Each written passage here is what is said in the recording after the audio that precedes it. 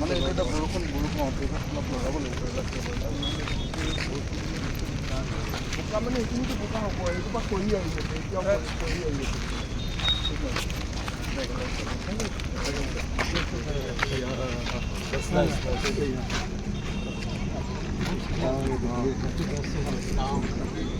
মেঘালয় তো লাগতে কিছু না পুরা ডিস্ট্রিক্ট আছে কোন ডিস্ট্রিক্ট পুরা সেটা তো বলছি মেঘালয় তো না পুরা কেনেকৈ দিয়া কি হ'ব মানে চৰকাৰে হিমন্ত বিশ্ব শৰ্মাক আমি শুনিলোঁ যে তেওঁ কৈছে যে ২৬ চনৰ ইলেকশ্যনত জিকিলে ২৬ৰ শেষতহে ফাৰ্ষ্ট টেক আদালত দিব তাৰ অৰ্থটো কি জানেনে তেওঁ জানে যে ফাৰ্ষ্ট টেক আদালত দি দৈনন্দিন যদি হিয়াৰিং হৈ যায় তেতিয়াহ'লে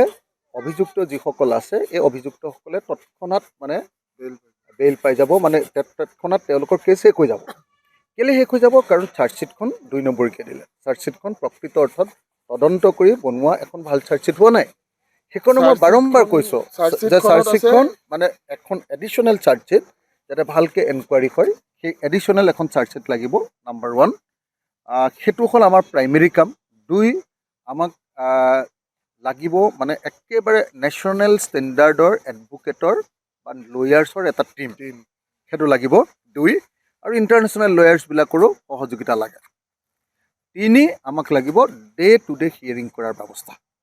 এই 3টা ব্যৱস্থা একত্ৰভাৱে হ'লেহে জুবিন দাই ন্যায় পাব আৰু জুবিন দাক যে ন্যায় দিবৰ কাৰণে এই চৰকাৰখনৰ কোনো মানে আগ্ৰহ নাই সেইটো এই জুবিন ক্ষেত্ৰখন চালে দেখা যায়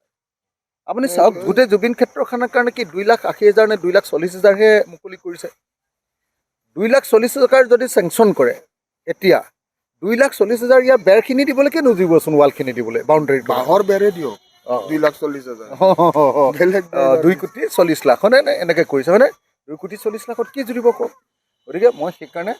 ক'ব খুজিছোঁ যে হিমন্ত বিশ্ব শৰ্মাই আমাৰ জুবিন দাক ন্যায় দিব খোজা নাই সেইকাৰণে আজি ভিক্টৰ আৰু মই চাবলৈ আহিছোঁ ভিক্টৰ আৰু মই আমি এনেকৈ ভাবিছোঁ যে দৰকাৰ হ'লে চৰকাৰৰ পৰা সহযোগিতা নোহোৱাকৈ আমি জুবিন ক্ষেত্ৰখন সংৰক্ষণ কৰিম নিজাকে বনাই মানে চৰকাৰখনৰ অৱহেলা জুবিনদাৰ প্ৰতি সেইটো চৰম পৰ্যায় পাইছেগৈ মানে এনেকুৱা ধৰণৰ আপুনি নিজে চাওক ওপৰৰ পৰা তললৈকে কেৱল ধূলিময় আৰু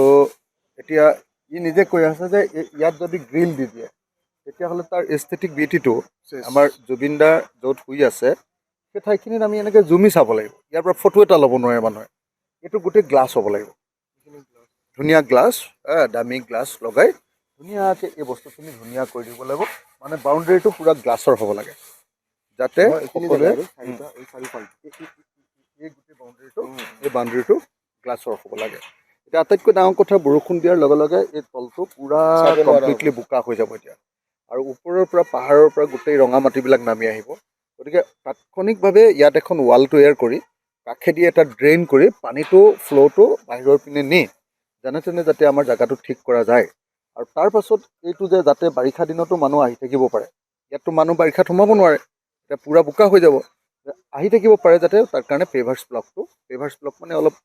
ভাল ধৰণৰ আৰু কোৱালিটি পেভাৰ্ছ ব্লক লগাই গোটেই অঞ্চলটো আমি ঠিক ঠাক কৰিব লাগিব এইটো লগাইছে এইটো লগাইছে যিকোনো খবৰৰ বাবে যোগাযোগ কৰক আমাৰ এই নম্বৰত